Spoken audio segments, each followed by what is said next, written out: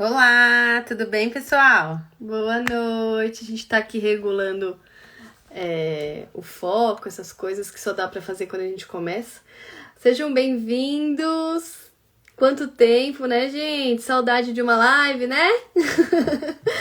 A gente também tava. Espero que hoje seja muito proveitosa. A gente chamou uma convidada muito especial hoje. Mari Calil. É uma fisioterapeuta, uma das poucas fisioterapeutas hoje no ramo, né, que são especialistas em TEA, que, né, ela é pesquisadora, neurocientista Pela USP. pela USP, então é uma pessoa muito renomada. Pensamento. Então a gente vai trocar bastante figurinhas aí com ela, né? Pouco se fala da fisioterapia No TEA, no né, TEA, gente? né? Os outros os outras comorbidades são mais evidentes, né? Então a fala, o comportamento, e às vezes passa desapercebido as questões fisioterapêuticas mesmo, né? De motoras. E a gente vai conversar um pouquinho sobre isso. Tá? Então podem ir perguntando, interagindo com a gente, tá? Então a gente vai chamar a Mari. Vamos lá. Tá boa a iluminação, gente? Vocês estão ouvindo bem a gente? Olá, Mari! Tudo bem? Tudo bom? Tudo, e Boa você? noite. Boa noite. Boa noite. Seja bem-vinda. Obrigada. Prazer, eu sou a Dani, eu sou a físio aqui da Humanizare. Somos eu e mais 3 físios. Prazer. A gente acompanha um pouquinho do seu trabalho, a gente gostou muito, né, do, da sua atuação, a gente achou bem interessante a gente conversar um pouquinho. Eu sou Silvia, eu sou fonoaudióloga também. A gente é fundadora da Humanizare e a gente hoje trabalha numa equipe interdisciplinar. Acho que muito parecido com a clínica de vocês também, em São Paulo, né? Na verdade, nós somos um grupo, É um então grupo. cada uma trabalha em vários lugares e a gente se juntou formando o Spectrum Fisiotea, Ah, tá. mas ainda hoje não é um lugar único. A gente Físico, vai. né? Cada uma tem seu espacinho, né, Mari? Exatamente, ou seus espacinhos, mas Sim. eu acompanhei aqui, dei uma olhada na página de vocês, vi algumas lives que vocês fizeram antes e o projeto de vocês é muito lindo. Obrigada pelo convite. Imagina, a gente que agradece você ter aceitado. Você é uma físio que inspira as outras físios, né? As minhas físios estavam doidas que a gente ia conversar com você, né? Vocês com toda a parte de motivação e de incentivo aos fisioterapeutas e entrarem nesse ramo, né? Eu acho que isso é muito bonito. As palestras, os cursos, tudo que vocês dão envolvidos com a área do TEA, né? Ensinando que o fisioterapeuta também pode participar do comportamento das crianças, né? Que isso é muito importante.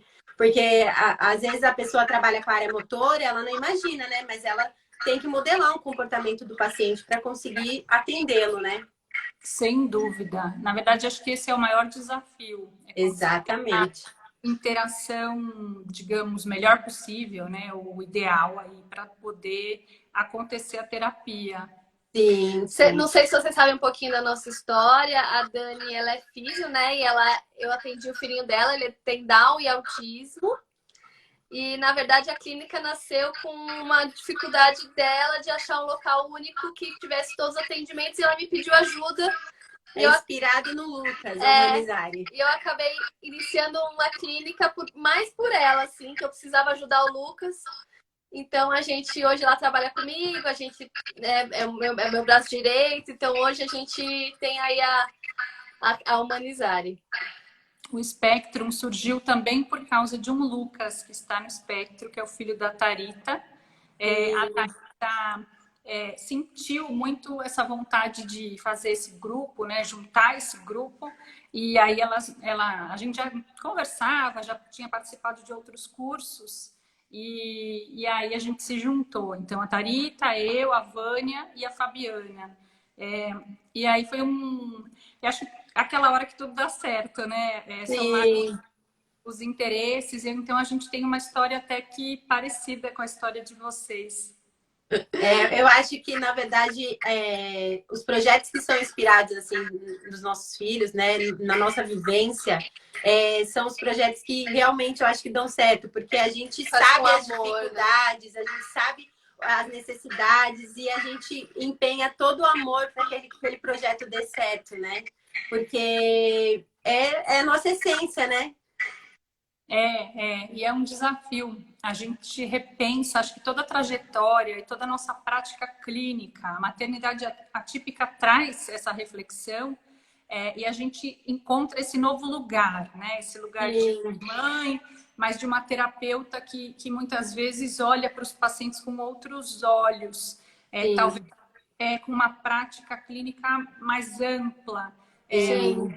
E aí aquela ideia da clínica ampliada e da CIF, de pensar em todos os fatores pessoais, ambientais, função, estrutura, atividade, participação social, eu acho que tem um outro sentido. Sim, totalmente. Eu acho que não só na vivência, né, de estar na pele ali na maternidade atípica, mas assim como vocês, esse relacionamento próximo, essa escuta cotidiana e cuidadosa, carinhosa, eu acho que quem vem junto, né, com a gente nessa trajetória também soma. Que é a história que eu falo no curso, acho que o pessoal aí talvez tenha comentado, que precisa de uma aldeia para poder educar uma criança. Então, exatamente. A formar essa aldeia, né? Quem somos nós e quem são esses novos cidadãos que estão chegando. Sim. E você falou uma coisa muito legal, né? Que é em relação a esse acolhimento. A gente tem muito isso lá na clínica. Então, assim, antes de começar qualquer tipo de avaliação, eu e a Dani, a gente faz questão de ouvir a história de cada família, de entender as angústias, né? De conversar, conhecer mesmo, de fazer essa primeira recepção é sempre conosco.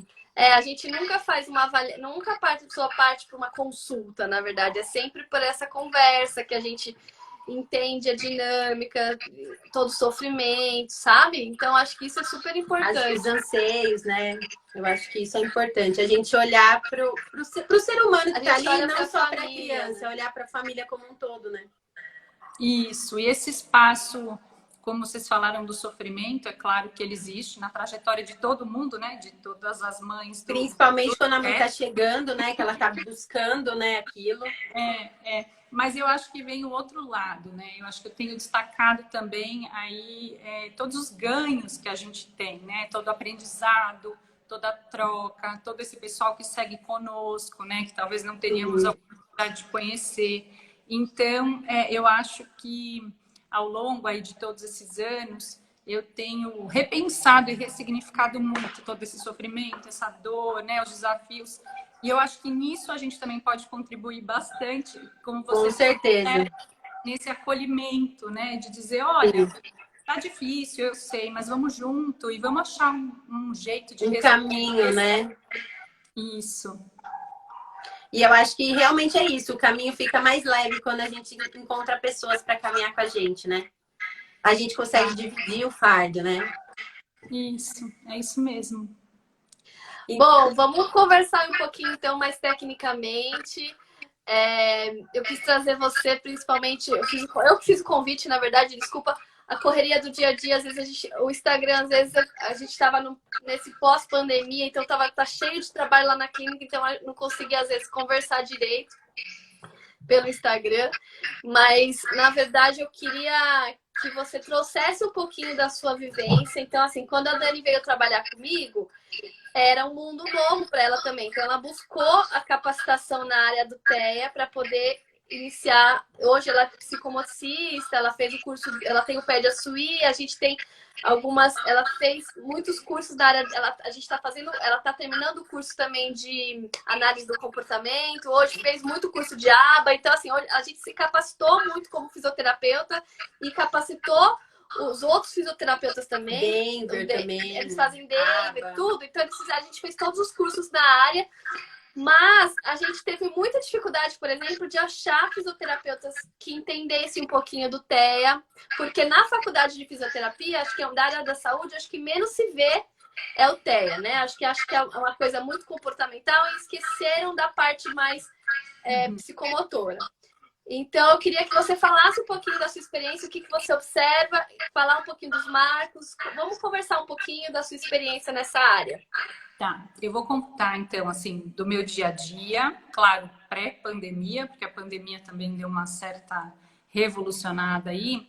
E duas participantes do Spectrum já estão online aqui conosco. Eu já vi que a Tharita entrou aqui também no chat. A página dela é Meu Filho Autista, então ela também está nos acompanhando. Oi, Tharita, seja E a bem-vinda. Vânia também está aí. Oi, Vânia. Beijo para vocês, meninas. Que elas Beijinhos, prazer.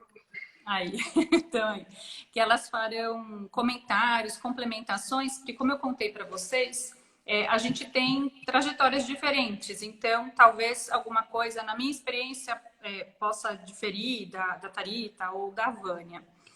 Tá. E a Fabiana daqui a pouco tá acessando também, ela está aí numa aula também, mas e da Fabiana acho que eu sei também, acho que eu consigo dizer o que ela diria aí da situação.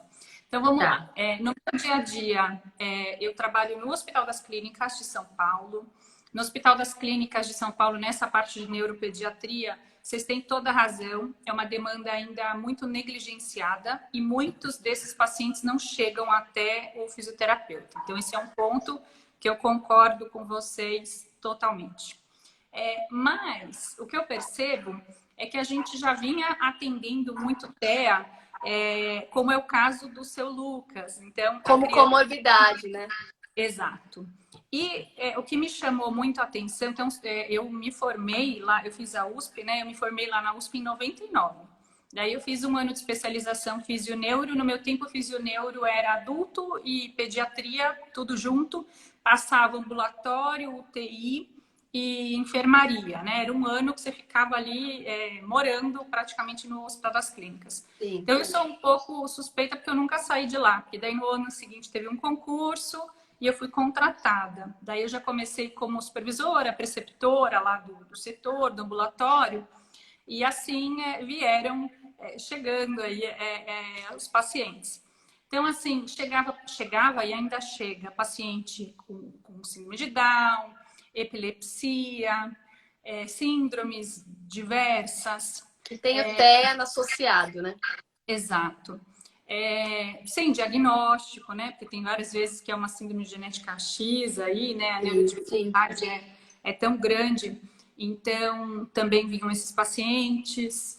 E eu percebia que esses pacientes chegavam e muitas vezes eles tinham tido o atendimento negado em outras instituições. Ou pela faixa etária, né? Porque outra instituição acolhia e atendia até um determinado período. Isso. Ou justamente por causa das comorbidades.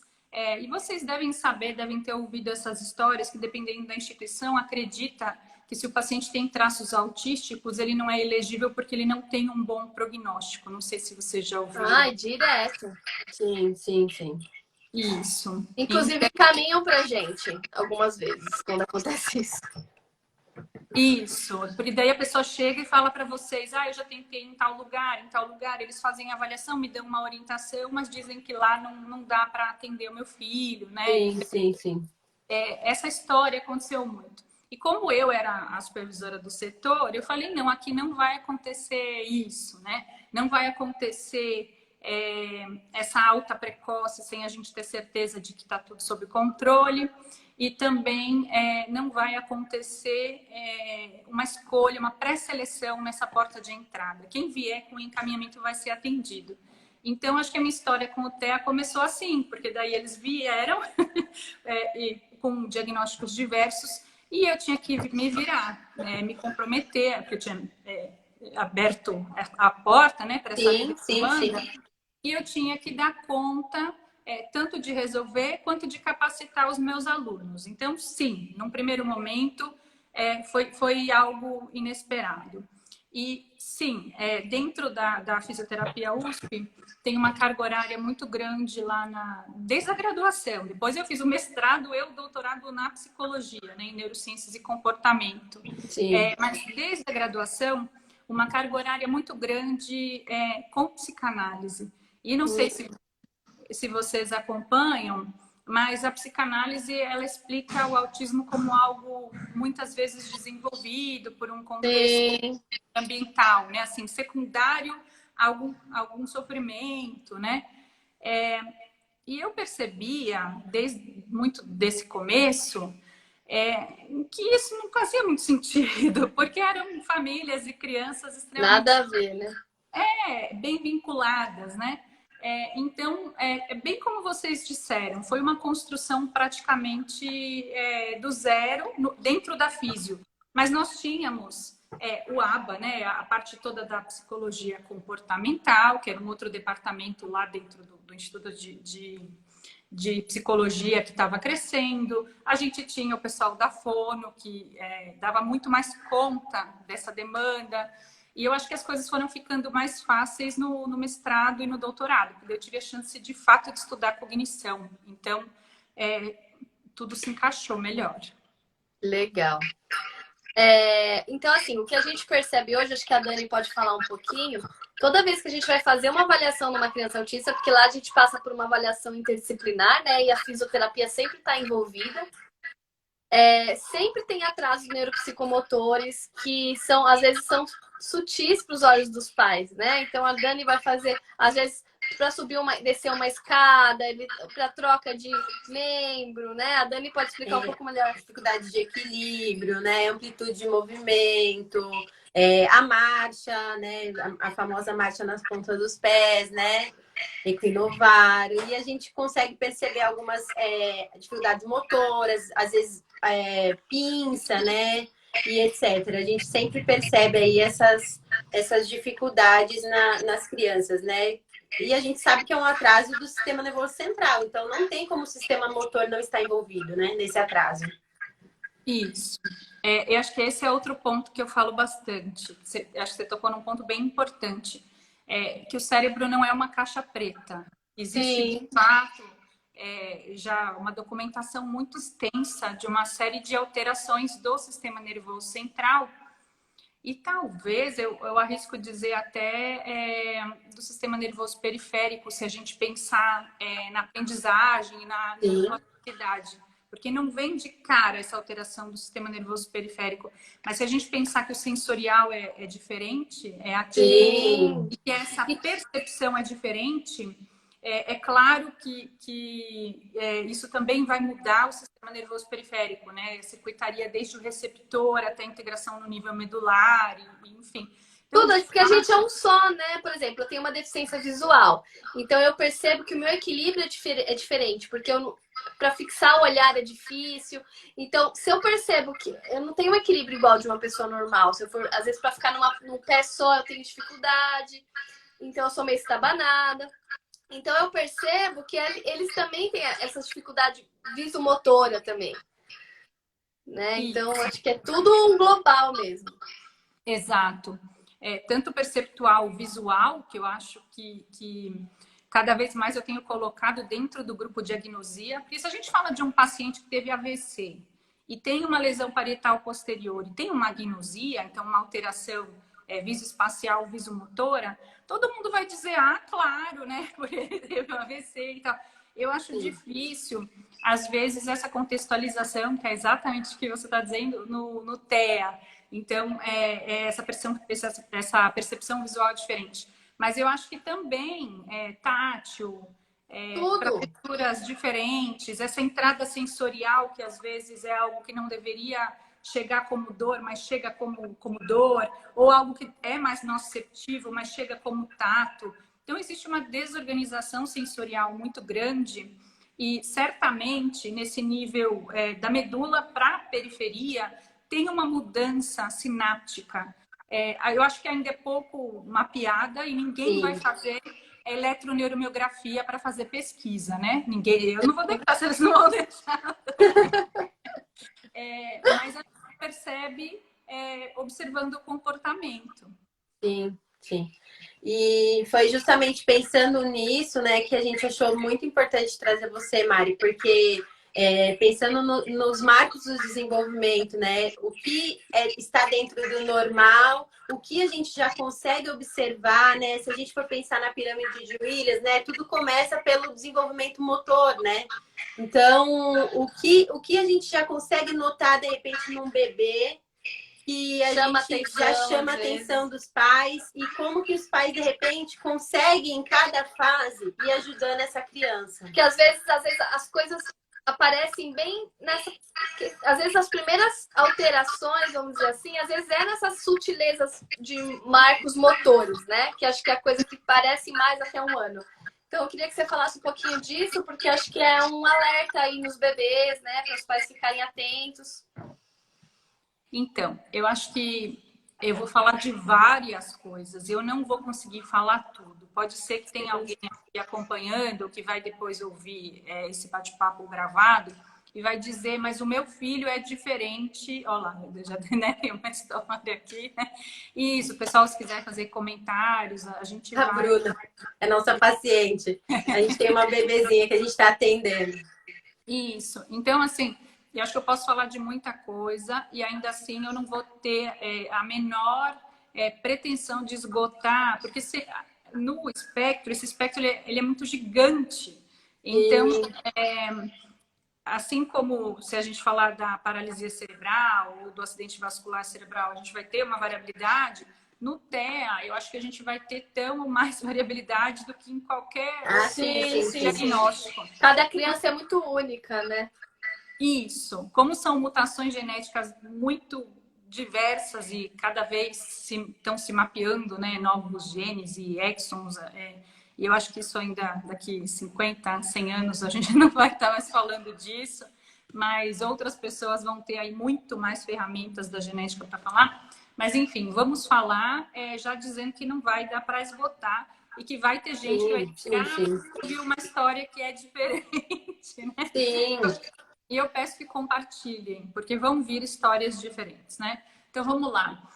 Aquela criança, eu acho que aí eu vou até entrar na questão da fono, que às vezes é difícil de amamentar, porque o jeito que essa criança pega o seio é muito forte, diferente. ou é muito fraco, ou é muito variável e desritimado, né? Isso, até para coordenar com a respiração, que seria algo num nível bastante automático, mas vem mais tarde. Claro, eu estou falando isso e quando a gente, vocês devem ter ouvido essa história também. Quando chega o diagnóstico de TEA, quando a gente vai olhar retrospectivamente, mas olha, tinha isso, mas tinha isso aqui também, mas tinha isso aqui também. Daí fica fácil a gente ver todas as red flags. Então, talvez o que a gente tenha que ter é um olhar atento e uma escuta atenta e ir anotando. Quando, por exemplo, essa história da amamentação pode ser uma questão, mas pode não ser, certo? Pode ser uma questão de tempo e jeito aí, posicionamento. Ou pode ser alguma coisa respiratória, cardíaca. Existem milhões de coisas que mas é legal já começar falando que as mães devem fazer um checklist mesmo, né? Das coisas que elas vão observando. A troca de olhar na amamentação. Isso, exato. Eu estava pensando em falar do checklist do MChat, mas, por exemplo, exato, no MChat vai ter essa troca de olhar, né? Inclusive em várias partes, vai ter questão da atenção compartilhada, por exemplo. Mas é isso que eu estou falando, às vezes você olha retrospectivamente e tem outras coisas que não estão nas red flags, mas que não deixam de ser dificuldades de coordenação em outros contextos, em outros comportamentos, né? Eu estou pensando no bebê bem pequenininho, né? É aquele bebê que você começa a dar banho no chuveiro e a água do chuveiro cai na pele e é estranho, o bebê chora, o bebê tem medo, ou ele tem medo pelo barulho, né, pelo ambiente, ou ele tem medo pela sensação mesmo do chuveiro na pele, né? Então é mais difícil para fazer esse tipo de adaptação, depois vai, né? Mas assim, essa mudança é difícil. Pode ser pela mudança de rotina, né? Que é mais difícil para essa criança. É uma criança que muitas vezes ela tem mais medo do que outras crianças de novos ambientes. E a gente até já falou então da percepção visual, que muitas vezes é diferente. É alterado. Ou senão também é aquela criança totalmente apática, né? Tem aquela coisa ao contrário também, né? Que não, nada assusta, nada dá medo, é totalmente quietinha demais, boazinha demais. Não chora. Não se acalma quando está no colo, tanto faz o colo de quem que tá sempre tudo igual. É difícil você, até dá, sempre tem um jeito, mas é difícil de você engajar numa brincadeira, né? Tá ali, né? Você faz mil caras e bocas e dá risada e pega o E a brinquedo. criança fica te olhando, não esboça um sorrisinho, né? Isso é. Mas assim, eu acho que aí já vem uma dica da intervenção, que é insista, certo? Insista, Sim. insista, insista. Se você tentou 50 caretas diferentes, tente 100 caretas diferentes até você saber que não vai dar. Máscara, pintura, assim, puxa a atenção do bebê para o seu rosto, né, para sua fala, né, tente se conectar, porque a gente está falando ainda do bebezinho pequenininho, né, assim. E uma outra estratégia que muitas vezes dá certo é cantar, porque cantar tem uma ativação maior biemisférica e direciona. Então, aquela criança, por exemplo, que não reage quando você fala o nome dela, né? Fulano, fulano, fulano. Daí você começa a cantar parabéns pro fulano, daí a pessoa para, né? Assim, Sim. e a resposta é diferente. Muitas vezes vem o sorriso. Então, nesses casos, claro, então assim, experimente tudo, né? Careta, pintura, máscara, cantar. Se não gostou de você, olhar para... Talvez tentar vincular com a mãe, né? Às vezes é mais fácil de você conseguir alguma resposta com a mãe. Enfim, daí, quando começou a responder, vai construindo em cima disso, né? Então, assim, dificilmente, é o que eu estou dizendo, mesmo pacientes moderados ou graves, eles, assim, tem um jeito da gente se conectar com eles, né? Sim, com certeza. Então, é experimentar e encontrar esse caminho. Do MChat que vocês estavam falando, né? Vocês estavam falando desses marcos do desenvolvimento. O MChat é uma escala que eu acho que é a mais recomendada aí quando tem essa possibilidade de ter autismo, mas ela é um pouco mais tardia do que esses exemplos que eu estou dando, porque ela é para 18 a 24 meses. Isso. Às vezes a gente usa muito a escala do Denver também para ajudar nos marcos motores e tudo, porque tem bastante detalhes assim mais ricos, mais precoces, né? Isso, e a própria Bailey, né? A Bailey não foi desenvolvida especificamente para a TEA, mas a Bailey é de 15 dias até 42 meses. Então, também... E o interessante da Bailey é que ela tem o domínio cognitivo, linguagem receptiva, linguagem expressiva e a parte motora fina e motora grossa. Sim. Então, é parecido com o Denver, né? Isso. Então, isso. Na verdade, vai ter várias provas, tanto do MChat, quanto do Bailey, quanto do Denver, que vão ser parecidas, né? E mesmo essas red flags vão ser parecidas. Mas eu acho que também é uma boa ferramenta. Tá, legal. E vamos ver se tem alguma pergunta aqui. A gente teve uma mãe aqui que estava falando, ó. A mãe da Maia mesmo, a Bruna, ela colocou, a Maia não sorria e agora ela já está mais simpática. Então, quando a Maia, na verdade, o Apolo, que é o irmão dela, é nosso paciente autista com TEA. E aí, a mãe, Bruna, começou a perceber na sua bebezinha, né, atrasos motores, né, e também essa questão da interação. Ela chegou bem pequenininha, assim, acho que era 4 meses? 3 meses. 3 meses, não, mas acho que quando ela chegou, ela não tava rolando, o que era? Ela não tava rolando, ela não... Enfim, toda a parte motora dela tava bem comprometida, ela não sustentava o abdômen, o pescocinho enfim. Né? Então, tava bem complicado. E ela chorava, ela não gostava de dobrar o joelhinho.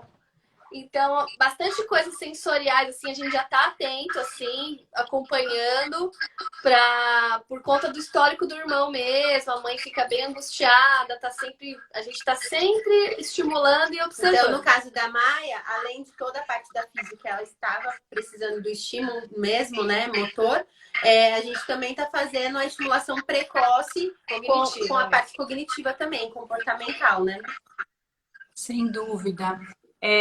Isso também acho que é outro ponto interessante, que o desenvolvimento motor pode potencializar o cognitivo pode potencializar o desenvolvimento motor. Quando a gente está falando de uma entrada terapêutica, vale tudo, né? O sensorial, que vai estimular o motor, ou o motor está melhor e fica mais fácil de modular o sensorial. Sim. Né? Fugir um pouco daquela história do livro de fisiologia, que primeiro vem o sensorial, depois o motor, depois o cognitivo. Então, acho que vocês estão certíssimas, né? Também de já pensar quanto antes na cognição. E tanto a Denver quanto a Bailey vão monitorar isso, né? De uma forma bastante interessante. É porque assim... Desculpa interromper. Fala, né? Eu estou dando uma outra escala que eu queria sugerir também, mas pode falar que tá na minha memória operacional, não vou perder, não. Não, é porque eu acho que, só pegando o gancho do que você falou, é porque a gente tem que pensar que a criança ela é um todo, né? Ela não é só o sistema motor, ela não é só a fala, ela não é só... Tá tudo ligado. É tudo ligado, né? Então, é por isso a importância da gente fazer essa estimulação precoce, Eu né? costumo falar para os pais que às vezes o planejamento motor da fala, às vezes depende do planejamento motor anterior, porque a fala ela é bem minuciosa, a fala ela é muito detalhe, né? É preciso. Então, organizacional, né? A organização global maior, mais grossa, é como se fosse assim, a fala é uma organização motora fina, né? Mais refinada. Então, a criança que tem um planejamento motor ruim de sequência, né, de um movimento, ela vai ter uma organização motora da fala também prejudicada. Então tá tudo ligado. Isso, sem dúvida. Nossa, deixa eu anotar isso, porque eu quero falar um negócio disso, mas eu não quero perder o que eu ia falar antes. Estou aqui, eu fico assim o tempo todo, do caderninho e a Eu devia fazer isso, porque eu interrompo tudo. Eu sou também do caderninho. A cabeça fica a mil. Mas o que eu ia falar é que eu acho que nesse caso que vocês descreveram, que tem o irmãozinho e tudo, talvez, eu acho que na minha prática eu utilizaria a AIMS, a escala motora de Alberta, sabe? Sim. Porque a AIMS, ela é um motor mais puro e ela tem os percentis. E aí você consegue ver desde 1 mês, 2 meses, se está ali mais ou menos na mediana esperada e qual é o desvio em relação a essa curva de desenvolvimento motor grosso. Então, eu acho que nesse caso, a Alberta seria bastante interessante. Claro, não é suficiente, precisa dessas outras estratégias que vocês estão falando, mas eu acho que eu usaria como uma ferramenta complementar. De avaliação, né? De acompanhar. De avaliação da físio, porque 50% desses bebês que estão no espectro vão ter uma alteração do tônus. E aí, esse ganho antigravitário, como vocês descreveram dessa bebezinha, vai ser diferente, vai ter um atraso nesse ganho desse controle contra a gravidade. Então, eu acho que eu sou suspeita, né? Eu fui tradutora da Joanna Dara, que é uma das autoras da escala Alberta, fez lá na cidade de Alberta, no Canadá, avaliou não sei quantas crianças, né? E as primeiras vezes que a Dara veio para o Brasil, eu fiz a tradução do curso mesmo da Que legal! Então, eu sou assim, eu me apaixonei pelo jeito dela de lidar com os bebês, e eu acho que está bem dentro da filosofia que a gente falou aqui, essa prática de interagir, mas também de respeitar os limites, as preferências do paciente, de não impor uma demanda muito alta, muito brusca, já assim, não, vamos lá, vamos ganhar esse controle, segura a criança tem que se regular, ela que lute lá contra a gravidade, porque tem técnicas que usam esse caminho, mas é uma outra abordagem, né? Então, assim, a Dara vai nessa linha de não força a barra, né? Não força a amizade, não imponha a tua demanda e a tua presença para esse bebê. E acho que isso me marcou muito. E eu acho que o que é interessante dessa escala é que ela traz a sequência do desenvolvimento. Então, ela fala tudo o que se espera em prono, tudo o que se espera em supino, sentado, em pé, né? Agachar, levantar, a marcha lateral. Eu acho que é uma escala para essas crianças que têm os irmãos já maiores com TEA, muito didática. Eu não usaria para uma criança com PC tetra grave, porque é muito frustrante, porque o desenvolvimento vai ser muito diferente daquela sequência. Mas para uma Sim. criança que está com síndrome de Down, para uma criança que tem um risco ali por ser irmão de alguém com TEA, eu acho essa escala maravilhosa para essa fase mais precoce. Então, eu ia falar essa, e eu ia falar dos General Movements. Não sei se vocês já ouviram falar dos General Movements.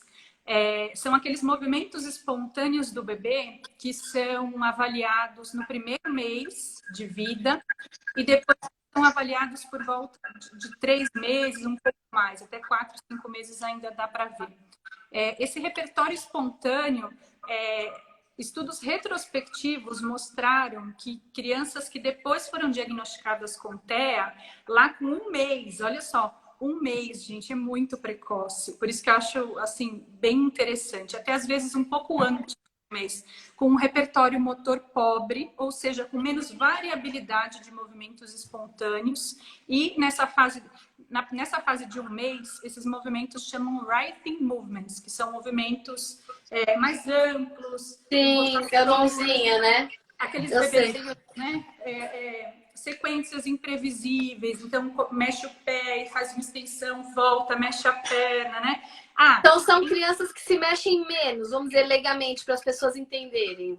Isso, são crianças que se mexem menos, mas aos olhos de uma pessoa que não é treinada nos General Movements, não tem nada de errado, né? Porque é muito sutil essa diferença. Sim, sim. E eu acho que a gente tem uma influência muito grande da cultura americana de fazer o charutinho, sabe? De enrolar o bebezinho todo, de restringir o bebê. Aquela Isso é ruim, né?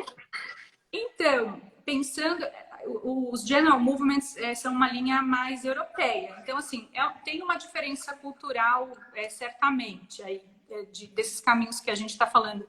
Mas eu acho que sim, pensando num bebê, porque a gente não tem bola de cristal, certo? Ele é um bebê, ele tem alguma coisa que a gente não sabe qual que vai desenvolver TEA ou não. Os que têm atraso, a gente vai acompanhar, em algum momento ele vai receber algum diagnóstico ou não, né? Porque se a gente tem essas síndromes genéticas que nunca vão ser diagnosticadas, né? Esse diagnóstico nunca vai ser fechado, vai ter sempre algum atraso, alguma coisa atípica, mas não necessariamente também vai ser diagnosticado. Talvez, nesse primeiro momento, se a gente sabe que com 1 mês, esses movimentos espontâneos tem que ter mais variabilidade, essa criança está com pouca variabilidade, que é o que a gente chama de repertório pobre, será que faz algum sentido a gente restringir, né? Então, assim, eu acho que é um questionamento que cabe aqui para o TEA. Na dúvida, tem atraso, evita ficar fazendo muita contenção. Acho que essa é uma dica. No caso, assim, do que já tem um irmão com TEA, por exemplo, né? E nos 3 a 5 meses, tem uma fase que a gente chama de fidget movements, que são movimentos, uma espécie de calibração do sistema proprioceptivo. São movimentos de pequena amplitude e são espontâneos, né? Então, você vê a criança olha, ela faz uma mexidinha de cabeça, ela vai fazer um alcance, ela faz uma mexidinha na mão, ela levanta o ombro, ela faz uma mexidinha e tal. Então, esses fidget movements, nas pessoas, nas crianças que depois desenvolveram TEA, eles estavam diminuídos ou com uma amplitude muito desorganizada, eles não estavam normais. Então, ou seja, se for utilizar os General Movements, avalie com mais ou menos 1 mês e depois com mais ou menos uns 3 meses de idade. Eu acho que vale a pena esse registro. É que é bem raro chegar bebês, né? Pra gente, assim, muito raro. Na verdade, a Maia chegou pra gente por conta do Apolo, né? Do irmãozinho. Mas geralmente, quando chega bebês, ou tem uma síndrome, ou a mãe já sabe que a criança já tem alguma coisa. Diagnóstico, né? É porque a cultura do Brasil de estimulação precoce, na verdade, não existe, né? Falta esse conhecimento para os pais da estimulação. Na verdade, isso na Europa é muito comum, né? Eles colocarem as crianças para fazerem intervenção e estimulação mesmo sem nenhum diagnóstico. Mas aqui no Brasil, não. Os pais só vão levar para terapia ou buscar algum lugar que estimule se tiver alguma dificuldade naquela criança, né? Se houver algum diagnóstico fechado ou se eles tiverem notado algo específico. Isso mesmo nos Estados Unidos, né? Estão comentando aí do charutinho. Eu sei que é polêmico, eu sei que a gente consegue argumentar a favor e contra, né? Nunca nada inclusive para Sim. porque dependendo, isso pode ser um regulador, né? A gente vê Se a gente for pensar regulatórios, no sistema sensorial da criança, a gente está regulando ela. isso. Então, assim, pensando em estímulo, você está diminuindo. Daí eu acho que tem que ter a tua decisão clínica se para aquele paciente isso é interessante ou não, né? Porque as pessoas estão. Isso, olha lá, mas como estão comentando aqui, a história do cada um tem seu tempo, acho que é uma armadilha muito grande e que vem um pouco junto de olhar o cérebro como caixa preta. Porque se a gente entendesse que existe um DNA que é diferente, que isso vai gerar toda uma sequência do desenvolvimento que é diferente, a gente não ia ficar sentado esperando. Então, concordo muito com vocês com relação à intervenção precoce, sem dúvida. E eu ia dizer que mesmo nos Estados Unidos, que tem esse olhar mais medicalizado, às vezes de uma forma de reparar, né, a alteração e não necessariamente de prevenir, eu tenho uma colega físio lá, e já é política pública de saúde em vários estados americanos. Então, se tem um determinado número de red flags, tem um físio que vai em casa pelo governo então, e faz o check. Isso, exato.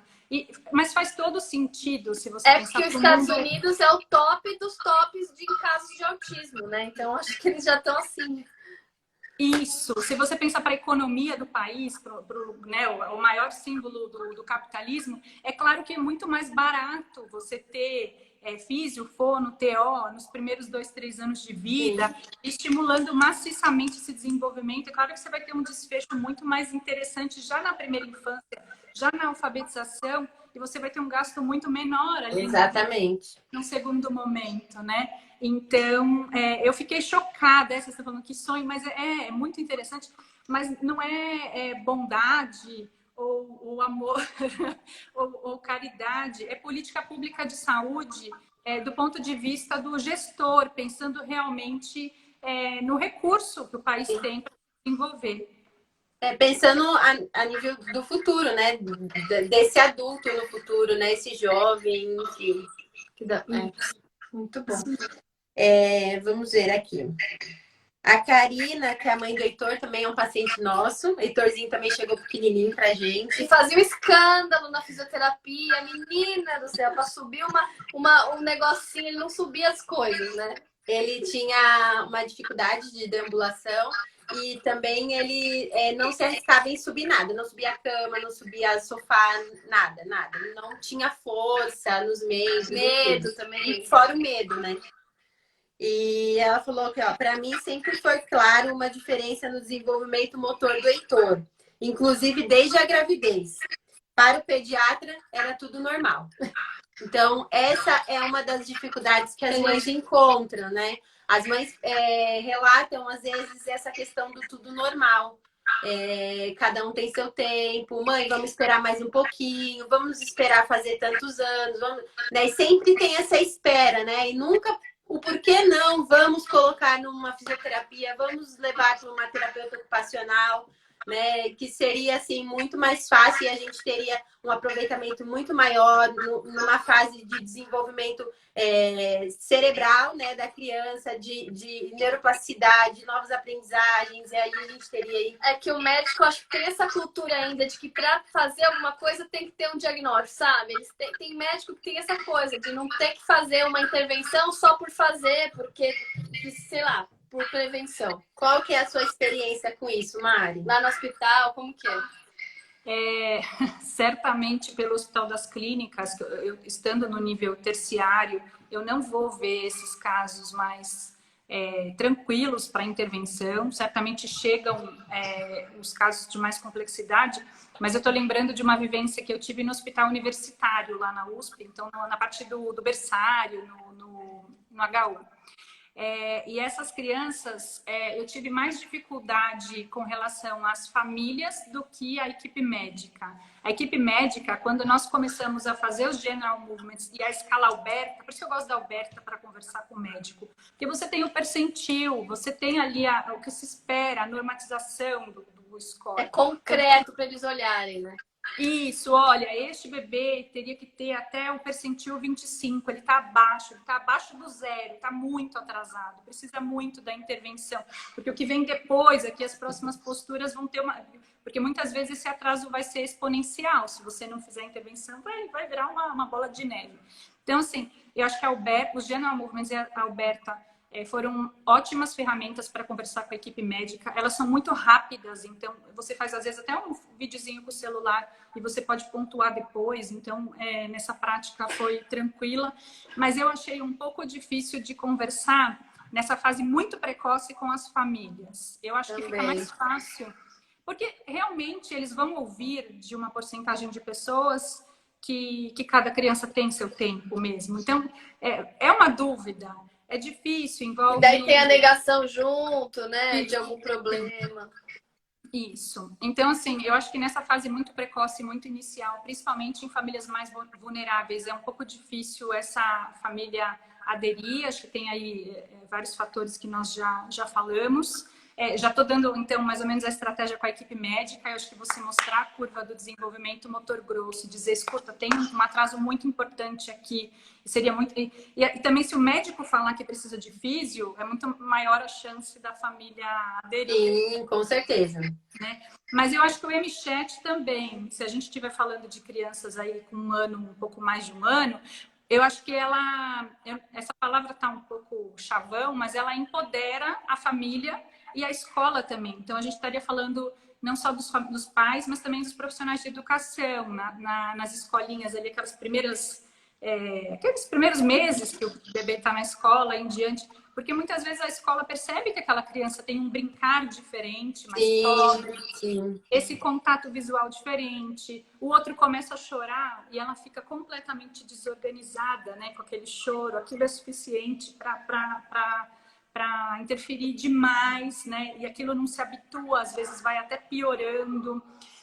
A história da defensividade tátil, a seletividade alimentar. Então, eu acho que nas escolas, o MChat, talvez um outro caminho, porque a gente tem que pensar em vários caminhos, né? Uma outra estratégia, um outro caminho seria capacitar esses profissionais da escola para o uso do MChat. É uma ferramenta gratuita, tem online, foi validada em português, porque talvez a gente ainda coloque muito esse peso desse diagnóstico na mão do médico, mas talvez não deva ser assim. Talvez a sociedade possa se reorganizar, a aldeia, né? E fazer esse diagnóstico de uma forma mais compartilhada.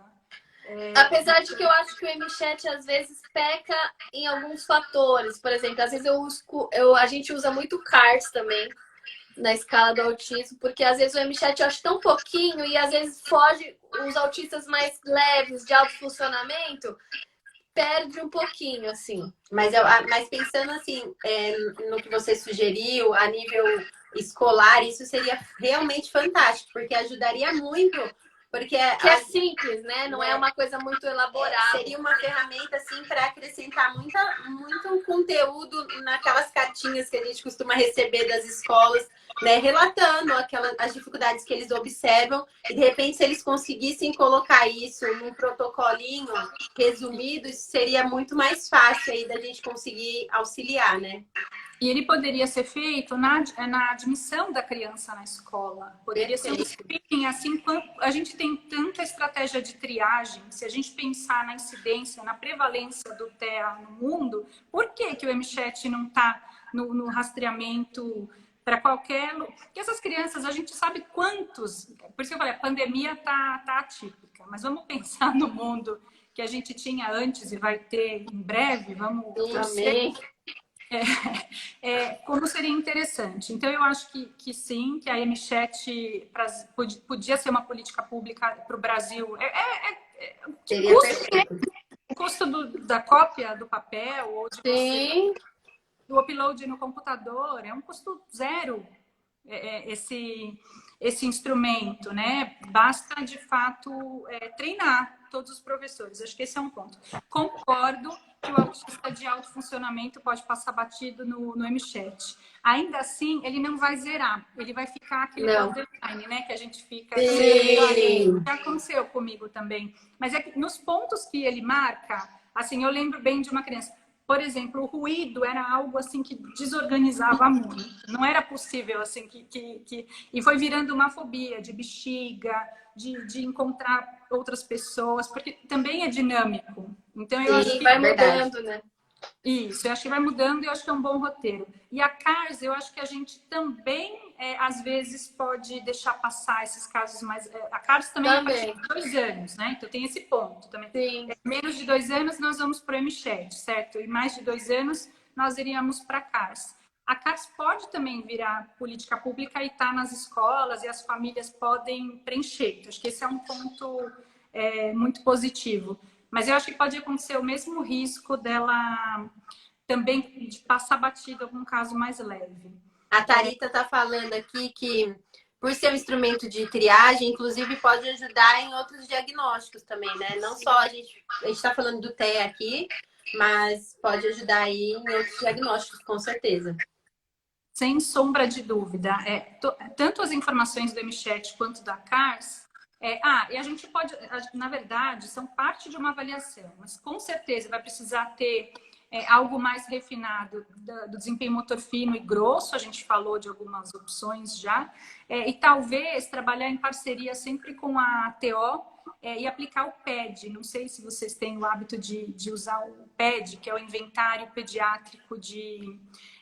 PED é Pediatric Evaluation, né? Inventário Pediátrico de Avaliação Pediátrica. Inventário Pediátrico de Avaliação de Incapacidade. Desculpa. Eu acho que as TOs usam, vou até anotar. Isso. Trabalhar em parceria com a TO. E o PED é interessante porque também tem essa escuta para a família em todas as atividades de vida diária. Então, eu acho que é um dado que soma para físio, soma para fono e traz a interdisciplinaridade. Eu acho que é também importante a gente falar dessa parceria, não só da Fisiofono, que é linda, e de ver vocês juntas fazendo a live, assim, eu acho que é um super diferencial. E pensar também nessa construção junto com a psico, junto com a TO. Lá na clínica a gente tem muito disso, porque a gente tem sempre depois da avaliação multidisciplinar que o paciente chega, então ele passa por toda a equipe e aí a gente tem discussão de equipe antes de levar a devolutiva para os pais. E que tem um olhar de toda a equipe, né? Então a gente sempre tem esse olhar global, assim, é bem legal.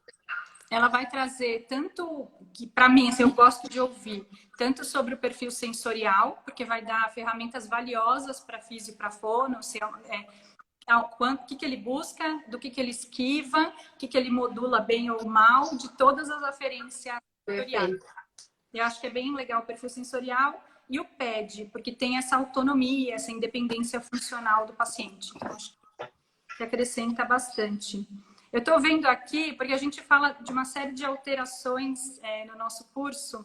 Nós temos o workshop agora, dia 12 de setembro, é um sábado de manhã, e nesse workshop nós vamos falar mais, mas eu vou falar em linhas bem gerais. O que a gente consegue perceber, então, alterações práxicas, vocês falaram também, né, desse sequenciamento diferente. Sim.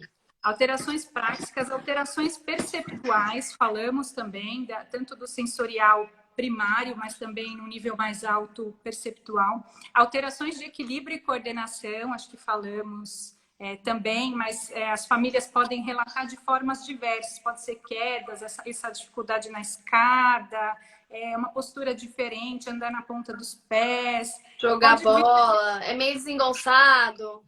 Isso, lembra às vezes uma criança com TDC ou com dispraxia pura, né? O tônus muscular, acho que exploramos bastante essa aquisição contra a gravidade.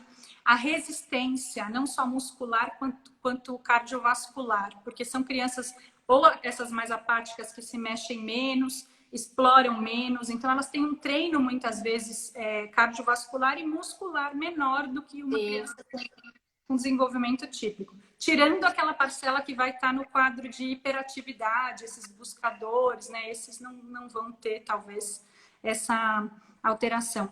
A uniformidade. Então, quando você vai ensinar uma tarefa nova para essa criança, seja a tarefa qual for, pode pensar desde um bebezinho, você vai precisar de muito mais repetições, muito mais demonstração. E essa criança, esse bebê ou essa criança, vai demorar mais até ter esse desempenho mais uniforme, mais padronizado. Parece que está melhor, dali a pouco tem uma falha muito grande. Então, essa variabilidade muito grande do desempenho. E, por fim, o assunto que foi pelo qual vocês chamaram, os marcos motores, que também, portanto, alguma escala que veja com bastante clareza a aquisição motora grossa, o sentar, engatinhar, passagem pelo semiajoelhado, marcha lateral, transferências de peso rolar, transferências de peso diversas. Era isso, eu falei, não, eu não posso deixar de falar essa síntese. Não, perfeito, no final. Perfeito, encerrou da Foi melhor uma aula, forma meu possível, Mari. Mari, fala um pouquinho então do projeto de vocês, do curso. Tem 5 minutinhos aí pra gente encerrar, fala aí. Então, mais uma vez, para quem perdeu no começo, nós somos o Grupo Spectrum, meu nome é Mariana, eu trabalho junto com a Vânia, com a Tharita e com a Fabiana, somos fisioterapeutas, já estamos aí trabalhando juntas nessa área há mais de um ano agora, tivemos aí alguns módulos de curso básico que abordam aí de uma forma bastante aprofundada tudo que eu comentei aqui nesse bate-papo com vocês. Agora vamos ter em novembro a primeira edição do curso avançado de fisioterapia no TEA, então fica também o convite para quem tiver interesse. Daí é um mergulho na Fisiotea, porque são casos clínicos, aqueles casos difíceis que você não sabe o que fazer, que você fala, nossa, eu já tentei, eu esgotei meu repertório, já tentei de tudo, preciso de ajuda, assim, de uma luz. A Raíssa, que é uma das nossas físios, fez o último com vocês agora. Isso, então, ela fez o básico, então. Isso. Fica o convite, a Vânia está deixando a nossa página, lá tem o folder. Então, para quem tiver interesse tanto em fazer esse curso básico, para ter essa visão geral, essa noção geral do que é a fisioterapia no TEA, mas também para quem tiver interesse nesse mergulho aí no curso avançado de Fisiotea, para quem trabalha aí com TEA no dia a dia, vê casos complexos, não só de TEA primário, mas também secundário, né? No caso aí do TEA associado à síndrome de Down, associado a miopatias. Eu acho que vai ser uma ótima oportunidade para discutirmos e a Tharita está falando que para fazer o avançado tem que fazer o básico, então entrem em contato conosco, nós vamos passar aí as datas, a Vânia está colocando aqui no chat os dias aí e que curso que vai ter cada dia. E fica o convite para todo mundo que nos assistiu, para vocês. Dia 12 de setembro é o workshop que é para pais, profissionais de saúde e educação. Já está dentro dessa ideia nossa, dessa capacitação mais ampla, para todo mundo começar a fazer o MChat, a CARS, para os pais se empoderarem. Super interessante. Participar desse diagnóstico, né? Talvez esse diagnóstico seja realmente feito pela aldeia, né? Pela sociedade, não só restrito ao aval ali do médico, porque também é algo muito dinâmico. A gente soma os olhares. Então, sim, todo mundo ajuda nesse processo. Isso, não é uma questão de tirar do médico, mas de somar, de levar mais informação para o médico. Exatamente. Gente, acesse o perfil das meninas, @spectrum.fisiotea. Lá vai ter muito mais informação e conteúdo para vocês. Mari, muito obrigada. A gente amou conversar com você. Pena que é muito assunto para pouco tempo. Adorei vocês. Eu vou seguir muito vocês, vou ver tudo. Vou ver se as outras meninas aceitam, né? E de repente a gente faz aí algumas para ir esclarecendo maior dúvida dos pais, porque com certeza vai surgir na clínica. Já até imagino nos próximos dias aí as perguntas das mamães. Eu já vou anotar tudo, de repente vamos ver se a Tharita ou a Vânia, se elas aceitam fazer com a gente a próxima. E eu queria deixar também para os fisioterapeutas ou profissionais aí de saúde que têm interesse em neuro ou têm interesse em pesquisa, o meu perfil Fisiopesquisadora. Acho que vocês até primeiro fizeram contato pelo Isso! Agora, também todo dia tem alguma novidade, algum conteúdo novo, ou polêmico, ou enfim, os últimos artigos. Então, também fica o convite para vocês. Segue a Mari, gente, Fisiopesquisadora. Obrigada. Obrigada, Mari. Super beijo. Obrigada. Só elogios aqui, só subindo elogios nessa live. Foi maravilhosa. Conteúdo Adorei. enriquecedor para ajudar aí as Parabéns famílias. pela sua formação. Você é uma pessoa extremamente inteligente. É muito gostoso conversar. Obrigada. Muito obrigada. Parabéns, Muito viu, por essa gostoso. busca pelo conhecimento, pela capacitação de outros profissionais. Isso é muito nobre. E é isso que a gente precisa, na verdade, nesse Brasil. Empoderamento. É uma palavra batida, mas é empoderar as outras pessoas a conseguir, né, buscar, conhecer e entender melhor. Isso, Beijo, vamos Mari. juntos. Tchau, tchau. Tchau, gente. Obrigada.